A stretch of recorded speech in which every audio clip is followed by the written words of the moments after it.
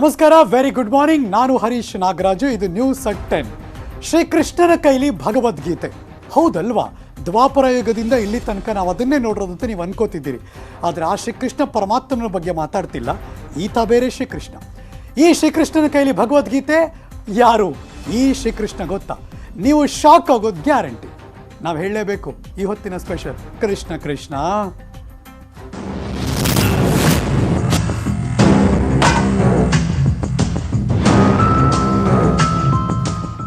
ಖತರ್ನಾಕ್ ಮೋಸಗಾರ, ಅದು ಅಂತಾರಾಷ್ಟ್ರೀಯ ಮಟ್ಟದಲ್ಲಿ. ಅಮೆರಿಕ, ಭಾರತ, ಚೀನಾ ಹೀಗೆ ಮಾಡೋದು ಮಾತ್ರ ಹ್ಯಾಕಿಂಗ್ ಕೆಲಸ, ಆದರೆ ಓದೋದು ಮಾತ್ರ ಭಗವದ್ಗೀತೆ. ಇದು ಹ್ಯಾಕರ್ ಶ್ರೀಕಿ ಉರುಫ್ ಶ್ರೀಕೃಷ್ಣನ ಹೊಸ ಅವತಾರ. Breaking news.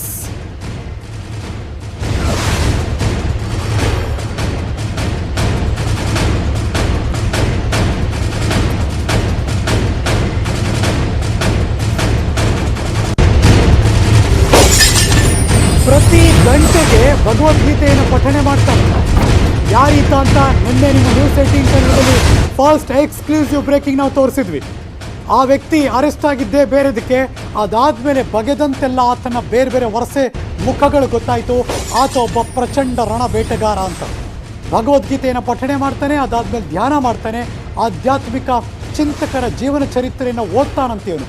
CCB ಕಚೇರಿಗೆ ಬಂದಾಗಲೂ ಕೂಡ ಆತನ ಕೈಯಲ್ಲಿ ಭಗವದ್ಗೀತೆ ಇತ್ತು. ಹ್ಯಾಕಿಂಗ್ ಮಾಡೋದಕ್ಕೆ ಏಕಾಗ್ರತೆ ಬಹಳ ಮುಖ್ಯ, ಅದಕ್ಕೋಸ್ಕರ ಭಗವದ್ಗೀತೆಯನ್ನು ಓದ್ತಾನಂತೆ ಶ್ರೀಕಿ ಉರುಫ್ ಶ್ರೀಕೃಷ್ಣ. ಶ್ರೀಕೃಷ್ಣನ ಅವತಾರಕ್ಕೆ CCB ಅಧಿಕಾರಿಗಳೇ ಒಂಥರ ದಂಗೊಡ್ದುಬಿಟ್ಟಿದ್ದಾರೆ. ಏನು ಇವನು ಈ ಥರ ಮಾಡ್ತಾನ ಅಂತ. Hacker cum drug addict Srikrishna alias Sriki. ಆತನ ಕೈಯಲ್ಲಿ ಭಗವದ್ಗೀತೆ, ನೀವು ನೋಡ್ತಿರುವಂಥ ದೃಶ್ಯ, ಕೈಯಲ್ಲಿ ಭಗವದ್ಗೀತೆ ಹಿಡ್ಕೊಂಡು ಪೊಲೀಸ್ ಜೀಪ್ನಿಂದ ಇಳಿತಾ ಇರುವಂಥ ದೃಶ್ಯ. ಅದು ನ್ಯೂಸ್ 18 ಕನ್ನಡದ ಎಕ್ಸ್ಕ್ಲೂಸಿವ್ ದೃಶ್ಯ ತೋರಿಸ್ತಾ ಇದ್ದೀವಿ. ಆತನ ಕೈಯಲ್ಲಿ ಭಗವದ್ಗೀತೆ ಇದೆ. CCB ಕಚೇರಿಗೆ ಬರ್ತಾನೆ. ಆತ ಮಾಡಿರುವ ಕೆಲಸ ಮಾತ್ರ ಬರೀ ಹ್ಯಾಕಿಂಗ್. ಆ ಮೂಲಕನೇ ಲಕ್ಷಾಂತರ ಕೋಟ್ಯಾಂತರ ಹಣವನ್ನು ದೋಚಿಬಿಟ್ಟಿದ್ದಾನೆ. ನೆಕ್ಸ್ಟ್ ಟಾರ್ಗೆಟ್ ಚೀನಾ ಆಗಿತ್ತು ಅಷ್ಟೇ. ಅಮೆರಿಕದವರು ಹುಡುಕ್ತಿದ್ದಾರೆ. ಈ ದೃಶ್ಯ ನ್ಯೂಸ್ 18 ಕನ್ನಡಕ್ಕೆ ಲಭ್ಯ ಆಗಿದೆ, ಅದನ್ನು ನಾವು ತೋರಿಸ್ತಾ ಇದ್ದೀವಿ. CCB ಕಚೇರಿಗೆ ಪೊಲೀಸ್ ಜೀಪಿಂದ ಇಳಿದು ಬರಬೇಕಾದ್ರೆ ಆತನ ಕೈಯಲ್ಲಿದ್ದದ್ದು ಅದೇ ಭಗವದ್ಗೀತೆಯ ಪುಸ್ತಕ. ಹೆಸರಿಗೆ ತಕ್ಕ ಹಾಗೆ ಅದೇ ಥರ ರೂಢಿಸ್ಕೊಂಡಿದ್ದಾನೆ, ಅದು ಬೇರೆ ವಿಚಾರ. ಬಿಕಾಸ್ ಶ್ರೀಕೃಷ್ಣನ ಭಗವದ್ಗೀತೆಯ ಸಾರಗಳನ್ನು ಎಷ್ಟು ಜಮಾನ ಕಳೆದ್ರು, ಯುಗ ಕಳೆದ್ರು ಕೂಡ ಎಲ್ಲರಿಗೂ ಅನ್ವಯಿಸ ಆಗುತ್ತೆ ಅಂತ ನಾವು ಓದ್ತಿರ್ತೀವಿ. ಈತನ ಹೆಸರು ಶ್ರೀಕೃಷ್ಣ, ಆದರೆ ಶ್ರೀಕಿ ಅಂತ ಕರೀತಾರೆ. ಆತ ಒಬ್ಬ ಪ್ರಚಂಡ ಹ್ಯಾಕರ್. ಆತನ ಕೈಯಲ್ಲಿ ಇದೀಗ ಭಗವದ್ಗೀತೆ. ಮತ್ತಷ್ಟು ಮಾಹಿತಿ ನನ್ನ ಸಹೋದ್ಯೋಗಿ ಕ್ರೈಮ್ ಬ್ಯೂರೋಯಿಂದ ಗಂಗಾಧರ್ ವಾಗಟ ನೇರ ಸಂಪರ್ಕದಲ್ಲಿ ಜಾಯಿನ್ ಆಗ್ತಿದ್ದಾರೆ. Good morning Gangadhar.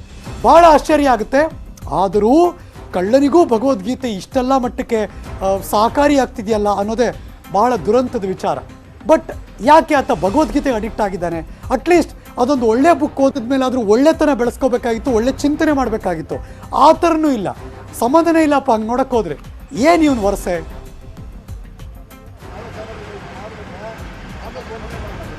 S Harish, ಏನು ಇಂಟರ್ನ್ಯಾಷನಲ್ ಹ್ಯಾಕರ್ ಮತ್ತು ಡ್ರಗ್ ಅಡಿಕ್ಟ್ ಆಗಿರುವಂತಹ ಶ್ರೀಕೃಷ್ಣ ಉರುಫ್ ಶ್ರೀಕಿ ಏನಿದ್ದಾನೆ, ಈತನ ಹೊಸ ಅವತಾರವನ್ನ ನೋಡಿ ಈಗ CCB ಅಧಿಕಾರಿಗಳೇ ಶಾಕ್ ಆಗಿರುವಂತದ್ದು. ಪ್ರಮುಖವಾಗಿ ಹೇಳೋದಾದ್ರೆ, ಈ ಒಂದು ಹ್ಯಾಕಿಂಗ್ ವಿಚಾರಕ್ಕೆ ಸಂಬಂಧಪಟ್ಟಂತೆ ಈಗ CCB ಅಧಿಕಾರಿಗಳು 2 ದಿನಗಳಿಂದ ಆತನನ್ನ ಕಚೇರಿಯಲ್ಲಿ ವಿಚಾರಣೆ ನಡೆಸ್ತಾ ಇದ್ದಾರೆ. ಈ ಸಂದರ್ಭದಲ್ಲಿ ಆತ ಒಂದು ಭಗವದ್ಗೀತೆಯ ಪುಸ್ತಕವನ್ನ ಇಟ್ಕೊಂಡು ಆ ರಾತ್ರಿ ವೇಳೆ ಓದುವಂಥದ್ದು, ಪಠಣೆ ಮಾಡುವಂಥದ್ದು ಆತ ಮಾಡ್ತಾ ಇದ್ದ. ಈ ಬಗ್ಗೆ ಅಧಿಕಾರಿಗಳು ಪ್ರಶ್ನೆ ಮಾಡಿದಂತಹ ಸಂದರ್ಭದಲ್ಲಿ ಈ ಒಂದು ಹ್ಯಾಕಿಂಗ್ ಮಾಡೋಕೆ ಏಕಾಗ್ರತೆ, ಮನಃಶಾಂತಿಗೋಸ್ಕರ ಈ ಪುಸ್ತಕವನ್ನ ನಾನು ಓದ್ತಾ ಇದ್ದೆ. ಇದೇ ಅಲ್ಲದೆ ಏನು ಕೇವಲ ಭಗವದ್ಗೀತೆ ಪುಸ್ತಕವಲ್ಲದೆ ಸ್ವಾಮಿ ವಿವೇಕಾನಂದರ ಜೀವನ ಚರಿತ್ರೆ, ಅದಲ್ಲದೆ ಓಶೋ ಸೇರಿದಂತೆ ಆಧ್ಯಾತ್ಮಿಕ ಚಿಂತಕರ ಒಂದು ಪುಸ್ತಕಗಳನ್ನ, ಅವರ ಜೀವನ ಚರಿತ್ರೆ ಪುಸ್ತಕಗಳನ್ನ ನಾನು ಓದ್ತಾ ಇದ್ದೇನೆ ಅನ್ನೋದ್ರ ಬಗ್ಗೆ CCB ಅಧಿಕಾರಿಗಳ ಬಳಿ ಒಂದು ಶ್ರೀಕಿ ಹೇಳಿರುವಂತದ್ದು. ಅದಲ್ಲದೆ ತಮ್ಮ ಒಂದು ಹ್ಯಾಕಿಂಗ್ ಮಾಡುವ ವಿಚಾರದಲ್ಲಿ ಯಾವ ಬೇರೆ ವೆಬ್ಸೈಟ್ಗಳನ್ನ ಹ್ಯಾಕ್ ಮಾಡುವಂತಹ ಸಂದರ್ಭದಲ್ಲಿ ಏಕಾಗ್ರತೆ ಬಹಳ ಮುಖ್ಯವಾಗುತ್ತೆ, ಅದರ ಮೇಲೆ ಕಾನ್ಸಂಟ್ರೇಷನ್ ಜಾಸ್ತಿ ಮಾಡಬೇಕಾಗುತ್ತೆ. ಈ ನಿಟ್ಟಿನಲ್ಲಿ ನಾವು ಅವರ ಆಧ್ಯಾತ್ಮಿಕ ಚಿಂತಕರ ಪುಸ್ತಕಗಳನ್ನ ಓದ್ತಾ ಇದ್ದೆ ಅಂತ ಹೇಳಬಹುದು.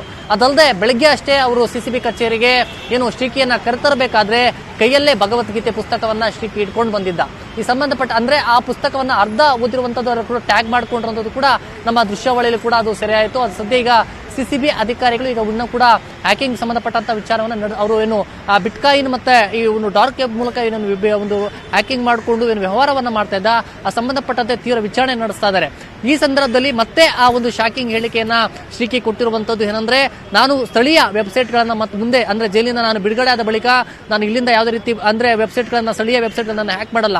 ಚೀನಾ ಮತ್ತೆ ವಿದೇಶಿ ಒಂದು ಆನ್ಲೈನ್ ಗೇಮ್ಗಳಿಂದಾನೆ ನಾನು ಅದನ್ನು ಹ್ಯಾಕ್ ಮಾಡ್ತೀನಿ, ಅದನ್ನು ಪ್ರಾರಂಭ ಮಾಡ್ತೀನಿ ಅನ್ನೋ ಬಗ್ಗೆ ಕೂಡ ಶಾಕಿಂಗ್ ಹೇಳಿಕೆಯನ್ನ ಕೊಟ್ಟಿದ್ದಾನೆ. ಅದಲ್ಲದೆ ಈ ಒಂದು ಹ್ಯಾಕ್ ವಿಚಾರಕ್ಕೆ ಸಂಬಂಧಪಟ್ಟಂತೆ ಅದೇ ನನಗೆ ಕೆಲಸ ಗೊತ್ತಿರುವಂತದ್ದು ಹ್ಯಾಕ್ ವಿಚಾರ, ಹ್ಯಾಕಿಂಗ್ ಮತ್ತೆ ನಾನು ಬೇರೆ ವಿಚಾರಗಳು ನನಗೆ ಗೊತ್ತಿಲ್ಲ, ಕೆಲಸಗಳು ಕೂಡ ಗೊತ್ತಿಲ್ಲ, ಅದನ್ನ ಮತ್ತೆ ನಾನು ಮುಂದುವರಿಸ್ತೀನಿ. ಬಟ್ ಆದ್ರೆ ಭಗವದ್ಗೀತೆಯನ್ನ ಓದಿದ್ದವರು ಜೀವನವನ್ನ ಅತ್ಯದ್ಭುತವಾಗಿ ರೂಪಿಸ್ಕೊಂಡಿರೋದನ್ನ ನೋಡಿದ್ದೀವಿ. ಎಷ್ಟೋ ಕಷ್ಟದ ಸಂದರ್ಭದಲ್ಲಿ ಜೀವನಕ್ಕೊಂದು ಒಳ್ಳೆ ಮಾರ್ಗ ಆಗುತ್ತೆ ಅಂತ ಕೇಳ್ಪಟ್ಟಿದ್ದೀವಿ. ಆದರೆ ಈತ ಓದ್ತಿರೋದೇ ಒಂದು, ಮಾಡ್ತಿರೋದು ಇನ್ನೊಂದು ದೇಶದ್ರೋಹಿದ ಕೆಲಸ. ಏನು ಲಿಂಕ್ ಇದು ಅಂತ ಈ ಥರದ ಮನಸ್ಥಿತಿ ಏನು ಈ ಹುಡುಗನಿಗೆ? ಎಸ್ ಹರೀಶ್, ಸಾಮಾನ್ಯವಾಗಿ ನಾವು ಬೇರೆಯವರ ಒಂದು ಅಪರಾಧ ಚಟುವಟಿಕೆಗಳಲ್ಲಿ ನಿರತರಾದಂಥವರು, ಈ ಆಧ್ಯಾತ್ಮಿಕ ಚಿಂತಕರು ಮತ್ತೆ ಅದಲ್ಲದೆ ಈ ಭಗವದ್ಗೀತೆ ಪಠನೆ ಮಾಡಿದವರು ಪರಿವರ್ತನೆ ಆಗುವಂಥದ್ದು ಬಹಳ ಸಹಜ. ಆದರೆ ಇದು ಒಂದು ಆಶ್ಚರ್ಯಕರ ಅಂತ ಹೇಳ್ಬೋದು. ಅಂದ್ರೆ ಏಕಾಗ್ರತೆ, ಹ್ಯಾಕಿಂಗ್ ಮಾಡುವಂತಹ ಸಲುವಾಗಿ ಏಕಾಗ್ರತೆಯನ್ನ ಮಾಡಿಕೊಳ್ಳುವಂತಹ ಒಂದು ನಿಟ್ಟಿನಲ್ಲಿ ಅದಕ್ಕೋಸ್ಕರ ಈ ಆಧ್ಯಾತ್ಮಿಕ ಚಿಂತಕರವರ ಒಂದು ಪುಸ್ತಕಗಳನ್ನ, ಅವರ ಜೀವನ ಚರಿತ್ರೆಯನ್ನ, ಅದಲ್ಲದೆ ಭಗವದ್ಗೀತೆ ಪುಸ್ತಕವನ್ನ ಒಂದು ಪಠನೆ ಮಾಡುವಂಥದ್ದು ನಿಜಕ್ಕೂ ಕೂಡ ಸಿಸಿಬಿ ಅಧಿಕಾರಿಗಳಿಗೆ ಶಾಕ್ ಆಗಿರುವಂಥದ್ದು. ಅವರಿಗೆ ಏಕಾಗ್ರತೆ ಮನಸ್ಸಾಂತಿಗೋಸ್ಕರ ಈ ತರ ಮಾಡಿದ್ರೆ ನಮಗೆ ಈ ತರ ನಾನು ಹ್ಯಾಕಿಂಗ್ ಮಾಡೋಕೆ ನಾನು ಆ ಒಂದು ನಿಟ್ಟಿನಲ್ಲಿ ತುಂಬಾ ಸಮಯವನ್ನ ನಾವು ಅದ್ರ ಮೇಲೆ ಕಾನ್ಸಂಟ್ರೇಷನ್ ಮಾಡಬೇಕಾಗುತ್ತೆ. ಹೀಗಾಗಿ ನಾನು ಅದನ್ನ ಪುಸ್ತಕಗಳನ್ನ, ಜೀವನ ಚರಿತ್ರೆ, ಆಧ್ಯಾತ್ಮಿಕ ಚಿಂತಕರ ಪುಸ್ತಕಗಳನ್ನ ಒಂದು ಮುಖಾಂತರ ನಾನು ಏಕಾಗ್ರತೆಯಲ್ಲಿ ನಾನು ನಿರತನಾಗ್ತಾ ಇದ್ದೇನೆ ಅನ್ನೋ ನಿಟ್ಟಿನಲ್ಲಿ ಶಾಕಿಂಗ್ ಒಂದು ವಿಚಾರವನ್ನ ಹೊರಹಾಕಿರುವಂಥದ್ದು. ಅದಕ್ಕೆ ಪೂರಕವೆಂಬಂತೆ ಬೆಳಗ್ಗೆ ಕೈಯಲ್ಲೇ ಒಂದು ಭಗವದ್ಗೀತೆ ಪುಸ್ತಕವನ್ನ ಕೈಯಲ್ಲಿ ಇಟ್ಕೊಂಡು ಹೋಗಿರುವಂತಹ ಒಂದು ಅಧಿಕಾರಿ ಒಂದು ವಿಚಾರಣೆ ಸಂದರ್ಭದಲ್ಲಿ ಹೋಗುವಂತ ಕೂಡ ನಮಗೆ ಕಣ್ಣಿಗೆ ಕಾಣಿಸ್ತು. Harish Nagaraj. Right, thank you so much Gangadhar ವಾಗಟ ಈ ಕ್ಷಣದ ಮಾಹಿತಿಗಾಗಿ. ಕೃಷಿ ಡಿಸೈನಿಂಗ್ ಧ್ಯಾನ 4 ವರ್ಷ ಶಶಿಕಲಾ ಅವರು ಮಾಡಿದ್ದಾದ್ರೂ ಏನು? ಜೈಲಿನೊಳಗೆ ಕಹಾನಿ ನಿಮ್ಮ ಮುಂದೆ ಇಡ್ತಾ ಇದ್ದೀವಿ. News 18 exclusive Shashikala jail dairy.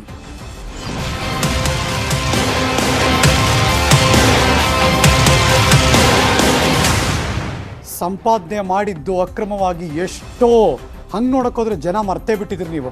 ಇನ್ನೊಂದು ತಿಂಗಳಾಗಲಿ ಅವ್ರು ಹೊರಗೆ ಬರೋ ಲಕ್ಷಣ ಕಾಣಿಸ್ತಾ ಇದೆ. ಜೈಲಲ್ಲಿರುವಂತಹ ಜಯಲಲಿತಾ ಅವರ ಆಪ್ತೆ ಶಶಿಕಲಾ ದಿನಚರಿ ಏನು? 4 ವರ್ಷಗಳಿಂದ ಶಶಿಕಲಾ ಅವರು ಏನು ಮಾಡ್ತಿದ್ರು? ಜೈಲಿನ ಕೃಷಿ ಕೆಲಸಗಳಿಗೆ ಚಿನ್ನಮ್ಮ ಶಶಿಕಲಾ ಸಾಥ್ ಕೊಟ್ರಂತೆ.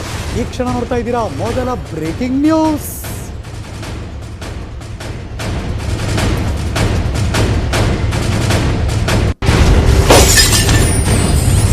ಈ 4 ವರ್ಷ ಈ ನೆಲದಲ್ಲಿ ಇದ್ದ ಮೇಲೆ ಕನ್ನಡ ಭಾಷೆಯನ್ನ ಪ್ರೀತಿ ಮಾಡೋ ಹಾಗೆ ಮಾಡಿಬಿಟ್ಟಿದೆ. ಈಗ ಏನಾದರೂ ಮೈಕ್ ಹಿಡಿದ್ರೆ ಕನ್ನಡದಲ್ಲಿ ಮಾತಾಡ್ತಾರೆ. ಶಶಿಕಲಾ ಇದೀಗ ಕನ್ನಡ ಭಾಷೆ ಪ್ರಿಯೆ. Very interesting. ಕನ್ನಡ ಮಾತಾಡ್ತಾರೆ, ಕನ್ನಡ ಬರೀತಾರೆ, ಕನ್ನಡ ಓದೋದನ್ನ ರೂಢಿ ಮಾಡ್ಕೊಂಡಿದ್ದಾರೆ. ಅಧಿಕಾರಿಗಳು, ಸಿಬ್ಬಂದಿ, ಸಹ ಕೈದಿಗಳ ಜೊತೆ ಕನ್ನಡದಲ್ಲಿ ಮಾತಾಡ್ತಾರೆ. ಬಲೆ 4 ವರ್ಷದಲ್ಲಿ ಏನು ಕಲ್ತಿಲ್ಲ ಅಂದರೂ ಇದಂತೂ ತುಂಬ ಚೆನ್ನಾಗಿ ಕಲ್ತಿದ್ದಾರೆ.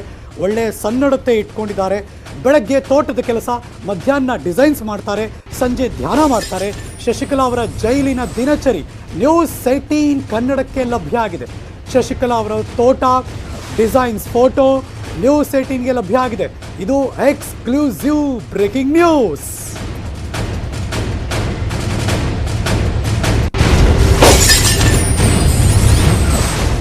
ಅಫ್ಕೋರ್ಸ್ ನಾವು ಕೂಡ ನನ್ನ ಹಿಂದೆ ಡಿಸೈನಲ್ಲಿ ತೋರಿಸ್ತಿದ್ವಲ್ಲ, ಅದೆಲ್ಲವೂ ಕೂಡ ಶಶಿಕಲಾ ಅವರು ಡಿಸೈನ್ ಮಾಡಿರುವಂತಹ, ಅಲ್ಲಿ ಇದುವರೆಗೆ 4 ವರ್ಷಗಳ ಕಾಲ ಅಲ್ಲಿ ಕಲಿತಿರುವಂತಹ ಕಸೂತಿ ಕಲೆಗಳು ಮತ್ತು ಕನ್ನಡ ಮಾತಾಡ್ತಿದ್ದಾರಂತೆ, ಬರಿತಿದ್ದಾರಂತೆ, ಕೃಷಿ ಮಾಡ್ತಿದ್ದಾರಂತೆ. ಭಾಳ ಇಂಟ್ರೆಸ್ಟಿಂಗ್ ಎಲ್ಲವೂ ಕೂಡ ನಾವು ತೋರಿಸ್ತಿದ್ದೀವಲ್ಲ. ಜೈಲಿನಲ್ಲಿ ಶಶಿಕಲಾ ಅವ್ರು ಏನು ಮಾಡಿದ್ರು ಅಂದರೆ, ಬಲಭಾಗದಲ್ಲಿ ನೋಡಿ ಇದೆಲ್ಲ ಕೂಡ ಶಶಿಕಲಾ ಅವರ ಕಸೂತಿ ಕಲೆ. ಕೃಷಿಯಲ್ಲಿ ತೊಡಗಿಸ್ಕೊಂಡು ಒಂದಷ್ಟು ಬೆಳೆ ಬೆಳೆದಿದ್ದಾರೆ.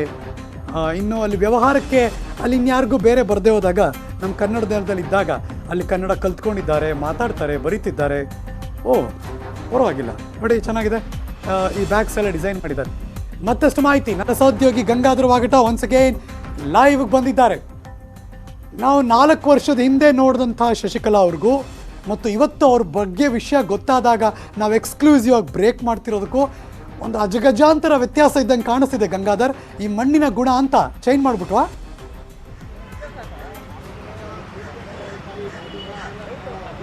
ಎಸ್ ಹರೀಶ್, 4 ವರ್ಷದ ಹಿಂದೆ ಅಕ್ರಮ ಹಣ ಸಂಪಾದನೆ ಆರೋಪದಲ್ಲಿ ಪರಪ್ಪನಗರ ಸೇರಿದಂತಹ ಒಂದು ಶಶಿಕಲಾ ಏನು ಚಿನ್ನಮ್ಮನಿದ್ದಾರೆ, ಇದ ಅರಸನ ರಾಣಿ ಅಂತ ತಮಿಳುನಾಡಲ್ಲಿ ಇದ್ದಂತವ್ರು. ಬಟ್ ಆದ್ರೆ ಜೈಲಿಗೆ ಬಂದಂತಹ ಮೊದಲ ದಿನಗಳಲ್ಲಿ ಅವರು ಯಾವುದೇ ರೀತಿ ಜೈಲಿನ ಅಧಿಕಾರಿಗಳು ಆಗಿರ್ಬೋದು ಅಲ್ಲಿನ ಒಂದು ನಿಯಮಗಳಿಗೆ ಸರಿಯಾಗಿ ಹೊಂದ್ಕೊಳ್ತಾ ಇರಲಿಲ್ಲ.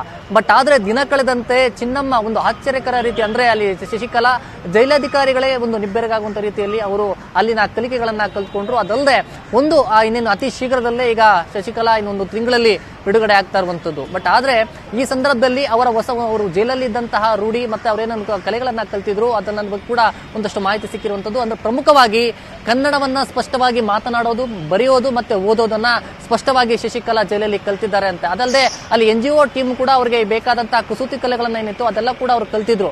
ಅದಲ್ಲದೆ ಕೃಷಿಯ ಬಗ್ಗೆ ವಿಶೇಷವಾಗಿ ಆದ್ಯತೆಯನ್ನು ಕೊಟ್ಟಂತ ಶಶಿಕಲಾ ಅರ್ಧ ಎಕರೆ ಪರಪ್ಪನಗರದ ಒಂದು ಜಾಗದಲ್ಲಿ ಕೃಷಿಯ ಜಮೀನಲ್ಲಿ ಅರ್ಧ ಎಕರೆ ಜಮೀನಲ್ಲಿ ಒಂದು 150 ಪಪ್ಪಾಯ ಗಿಡಗಳನ್ನ ಬೆಳೆದ್ರು. ಆ 150 ಪಪ್ಪಾಯ ಗಿಡಗಳಲ್ಲಿ 1 ಟನ್ ಪಪ್ಪಾಯನ್ನ ಬೆಳೆದು ಒಂದು ಮಾದರಿಯಾಗಿ ಆ ಜೈಲಾಧಿಕಾರಿಗಳಿಗೆ ತೋರಿಸಿಕೊಟ್ಟರು ಕೂಡ ಮಾಹಿತಿ ಸಿಕ್ಕಿರುವಂತದ್ದು. ಅದಲ್ಲದೆ ತೊಗರಿ ಆಗಿರ್ಬೋದು, ಬೀನ್ಸ್ ಮತ್ತೆ ವಿವಿಧ ಮಿಶ್ರ ಒಂದು ಬೆಳೆಗಳನ್ನ ಕೂಡ ಆ ಜಾಗದಲ್ಲಿ ಬೆಳೆದಿರುವಂತದ್ದು. ಅದೆಲ್ಲ ಒಂದು ತರಕಾರಿ ಮತ್ತೆ ಹಣ್ಣು ಹಂಪಲೇನಿತ್ತು ಅದೆಲ್ಲವೂ ಕೂಡ ಜೈಲಿನ ಒಂದು ಸಿಬ್ಬಂದಿಗೆ ಬೇಕಾದಂತಹ ಆಹಾರಗಳಿಗೆ ಕೂಡ ಅದನ್ನ ಬಳಸ್ಕೊಂಡ್ರು ಅಂತ. ಅದಲ್ಲದೆ ಆ ಮಹಿಳಾ ಬ್ಯಾರಕ್ಕೆ ಹೋಗುವಂತದ್ದಲ್ಲಿ ಕೂಡ ದಾರಿ ಸರಿಯಾಗಿರ್ಲಿಲ್ಲ, ಅದೆಲ್ಲ ಕೂಡ ಸರಿಪಡಿಸಿದ್ರು. ಅನಂತರ ಸುಮಾರು 150 ಕೆಂಪು ಗುಲಾಬಿ ಹೂಗಳ ಗಿಡಗಳನ್ನು ಕೂಡ ಅಲ್ಲಿ ನೆಟ್ಟಿದ್ರು ಅಂತ ಕೂಡ ಅದರ ಒಂದು ನಾವು ಆ ದೃಶ್ಯಾವಳಿಯಲ್ಲಿ ನೋಡಬಹುದು. ಅವರು ತೋಟ ಬೆಳೆದಂತ ಅವರು ಪಪ್ಪಾಯ ಗಿಡ ಆಗಿರ್ಬೋದು, ಮತ್ತೆ ಅದಲ್ಲದೆ ಕೆಲ ಡಿಸೈನ್ಸ್ ಬಳೆ ಮತ್ತೆ ಈ ಒಂದು ಆ ಸೀರೆ ಡಿಸೈನ್ಸ್ ಮಾಡುವಂತಹ ಎಲ್ಲ ಕೂಡ ಕೃಷಿ ಶಶಿಕಲಾ ಅವರೇ ಸ್ವತಃ ಮಾಡಿರುವಂತದ್ದು. ಆ ಒಂದು ಮಾಹಿತಿ ಕಂಗೆಟ್ಟೋಗಿದ್ದಾರೆ ಕೈಪಾಳೆಯ. ಆತ್ಮಾವಲೋಕನ ಪ್ಲಸ್ ಜವಾಬ್ದಾರಿಯ ಹಂಚಿಕೆ ಸಭೆ ನಡೀತಾ ಇದೆ. ನವೆಂಬರ್ 30ನೇ ತಾರೀಕು ಆತ್ಮಾವಲೋಕನ ಸಭೆ ಕರೆದಿದ್ದಾರೆ ಕೆಪಿಸಿಸಿ ಅಧ್ಯಕ್ಷರು. Breaking news.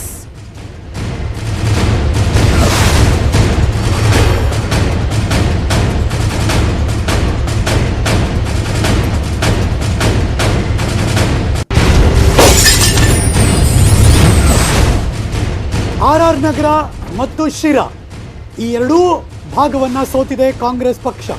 RR ನಗರವನ್ನು ತುಂಬಾ ಪ್ರತಿಷ್ಠೆಯಾಗಿ ತಗೊಂಡಿದ್ರು DK ಬ್ರದರ್ಸ್. ಶಿರಾ ಸೋಲು ವಿಪಕ್ಷ ನಾಯಕ ಸಿದ್ದರಾಮಯ್ಯಗೂ ಕೂಡ ದೊಡ್ಡ ಸವಾಲು. ಉಳಿದ ಹಿರಿಯ ನಾಯಕರು ಮಾತ್ರ ಸೇಫ್ ಆಗಿದ್ದಾರೆ. ಇವ್ರುಗಳಿಗಂತೂ ದೊಡ್ಡ ಟೆನ್ಷನ್ ಇದ್ದೇ ಇದೆ. ಇತ್ತೀಚೆಗಷ್ಟೇ DKಶಿ ಪಕ್ಕದಲ್ಲಿ ಕೂರಿಸ್ಕೊಂಡೇ ಟಾಂಗ್ ಕೊಟ್ಟಿದ್ರು ಹಿರಿಯ ನಾಯಕರು.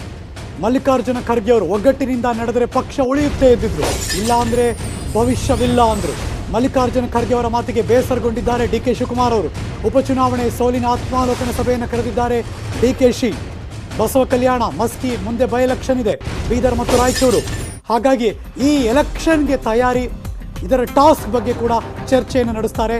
ನವೆಂಬರ್ 30ನೇ ತಾರೀಕು ಈ ತಿಂಗಳ ಕೊನೆಯ ದಿವಸ ಮೀಟಿಂಗ್ ಕರೆದಿದ್ದಾರೆ, ಆತ್ಮಾವಲೋಕನ ಸಭೆ ಕರೆದಿದ್ದಾರೆ, ಜವಾಬ್ದಾರಿ ಸಭೆ ಕರೆದಿದ್ದಾರೆ. ಈ ರೀತಿಯಾಗಿ ಯಾವುದೇ ಒಂದು ಪಕ್ಷ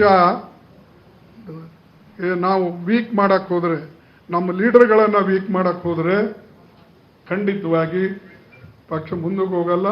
ಆದ್ರೆ ಅಲ್ಟಿಮೇಟ್ಲಿ ನಮ್ಮ ಐಡಿಯಾಲಜಿ ವೀಕ್ ಆಯ್ತಂದ್ರೆ ನಾವು ಸರ್ವನಾಶ ಆಗ್ತೇವೆ ಅನ್ನತಕ್ಕಂಥ ಮಾತನ್ನ ನೀವು ನೆನಪು ಇಟ್ಕೊಳ್ಬೇಕು.